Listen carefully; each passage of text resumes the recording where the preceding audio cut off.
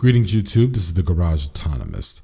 I want to let you all know that I'm still alive. It's just been a really, really bad week. I think I've come to the conclusion after having a full year of doing this channel that when it comes to the quarterly cycles at my job, I'm really not going to be able to do a full schedule of content making like I thought I could, but that's okay. First 2 weeks in September, first 2 weeks in February, last 2 weeks of May are obviously bad weeks for me. So either I do something really lazy like a mirror or something, or I do lame check-ins like the one I'm doing right now. But listen, next week things should be settled, so I should be able to do a couple of videos uploading to the channel. Then on top of that, we will get on good and proper with the first episode of Everyday Revolution, or rather the first hangout. I want to invite Ashley, also known as Electric Lady Mayhem. I think I got her name right. We want to talk about people of color and anarchism, and we want to talk about, hopefully she'll give us a little insight of her own political journey. And then we want to talk about the whole subject matter of identity politics / intersectionalism versus everyone else's idea of traditional leftism. That means that versus liberalism, that versus so-called anarchism, that versus revolutionary Marxist-Leninism. Please tune into that. That'll be to our hangout Everyday Revolution. All right, y'all, that's it for right now. I got some videos coming out, so that's all that's going on. I'm just a little busy, and I hope that you enjoy my rerun that will be starting my annual Their Black History and Ours, where I actually hopefully bring you pieces of Black history that you haven't heard of or known about.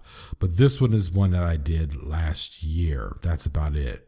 Okay, peace. This is the Garage Autonomist.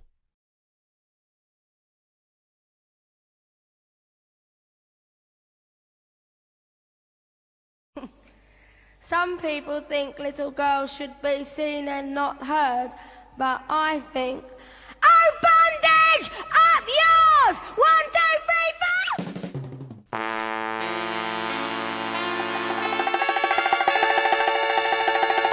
4! Shirley Ann Jackson was born on 1946 in Washington, D.C. In 1973, Jackson graduated from MIT with her PhD degree in theoretical elementary particle physics, especially layered systems, and the physics of optoelectronic materials. She was the first African-American woman to receive a PhD in physics in MIT's history. After receiving her degree, Jackson was hired as a research associate in theoretical physics at the Fermi National Accelerator Laboratory, or Fermilab. While at Fermilab, Jackson studied medium to large subatomic particles, specifically hadrons, a subatomic particle with a strong nuclear force.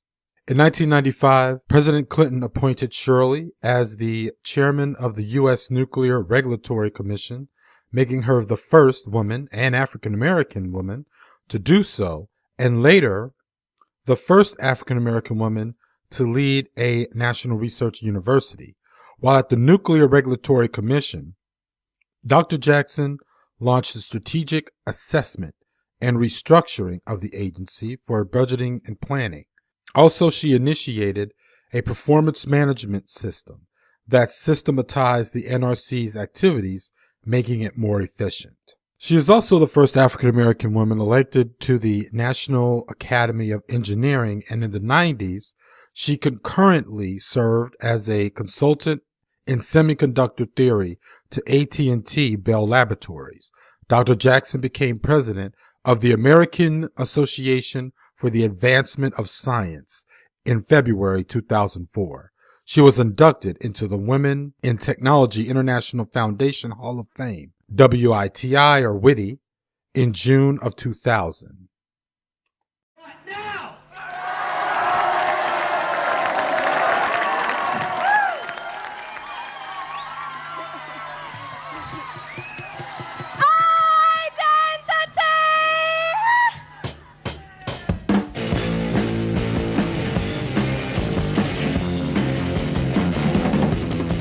Polystyrene. Polystyrene was born in 1957, Bromley, Kent, England. Polly holds the same distinction as filmmaker Don Letts and Detroit band members Death as the true original Afropunks.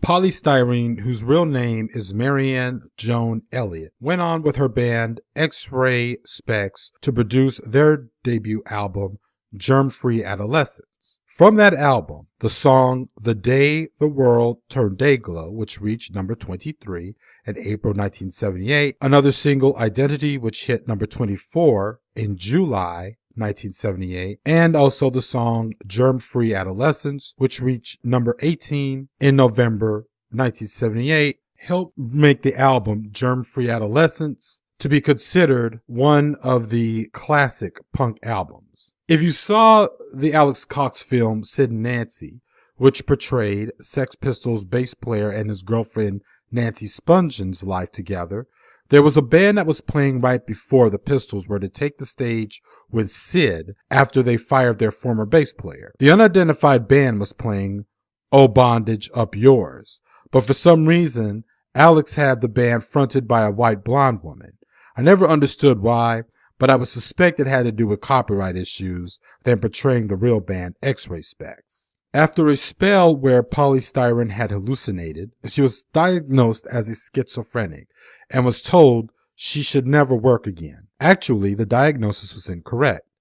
Polly was really bipolar, but either way, she left X-Ray Specs for a private life until she decided to embark on a solo career in 1980. In 1983, Styrene was initiated into the Hare Krishna movement and recorded music in their studios of the Bhaktivedanta Manor. She lived as a Hare Krishna convert in 1983 to 1988. Her solo music was a major departure from the guitar-oriented sound of X-Ray Specs and punk in general. However, she remained unconventional in her music creations as she incorporated experimental jazz, dance, and electronica. On March 2011, in the UK, Polystyrene's last album, Generation Indigo, was released, and on April 24th in the US, the day before her death. Polystyrene revealed to the public 2 months before her death that she had breast cancer, which had spread to her spine and lungs. Polystyrene is survived by her daughter, frontwoman of Celeste Dos Santos and the Tabloid Queens, Celeste Bell Dos Santos.